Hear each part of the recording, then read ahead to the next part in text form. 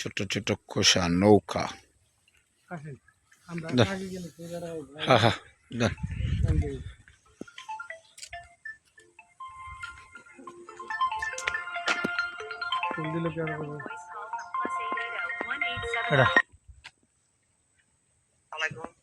ওয়ালাইকুম সালাম।